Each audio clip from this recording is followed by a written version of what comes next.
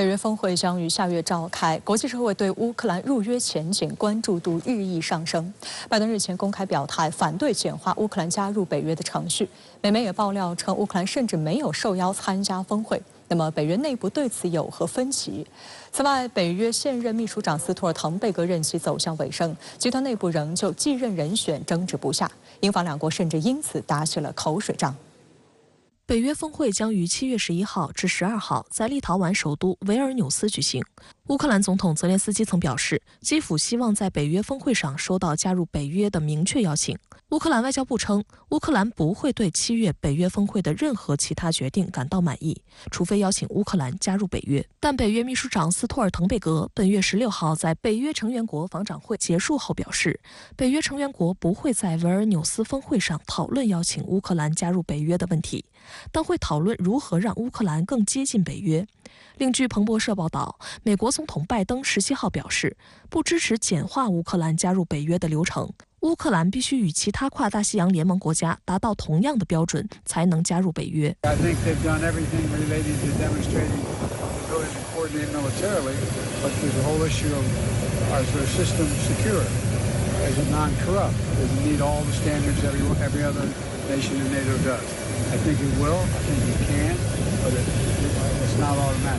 外媒指出，拜登此番表态给乌克兰泼了盆冷水。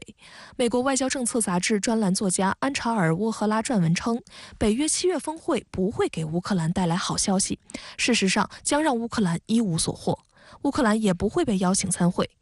文章指出，北约不愿意接纳乌克兰，是因为俄乌冲突有扩大和外溢风险。北约成员国包括一些波罗的海国家，对于推迟正式的成员邀请有着广泛的共识。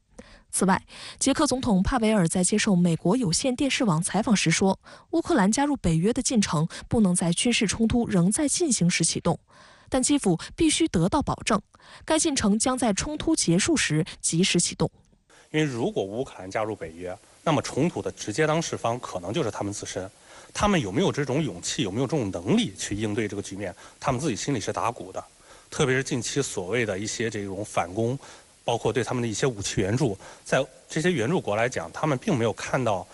似乎这个战局有所改善。我想这也是动摇了他们进一步接下来的信心。除了乌克兰入约的问题，北约下一任秘书长是谁，也是即将召开的北约峰会的焦点。现任秘书长斯托尔滕贝格的任期将于今年10月结束，他也明确表示无意寻求连任。英国《每日电讯报》称，英国国防大臣华莱士已表示对该职位感兴趣，并得到了英国首相苏纳克的支持。但是法国总统马克龙正试图阻止华莱士成为北约下任秘书长，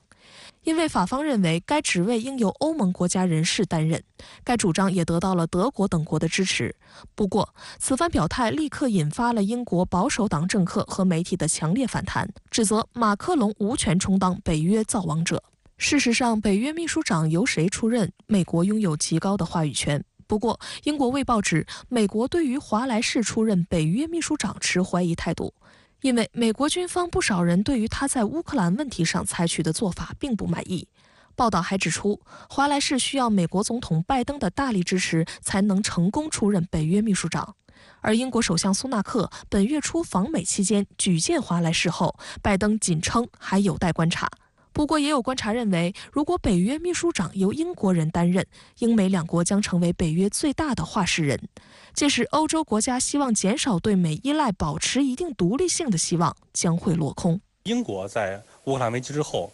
的一些这个政策上，跟美国跟的还是非常紧的。在法国看来，他还是希望未来北约的这个政策与美国能够维持一定的距离，维持一定的这个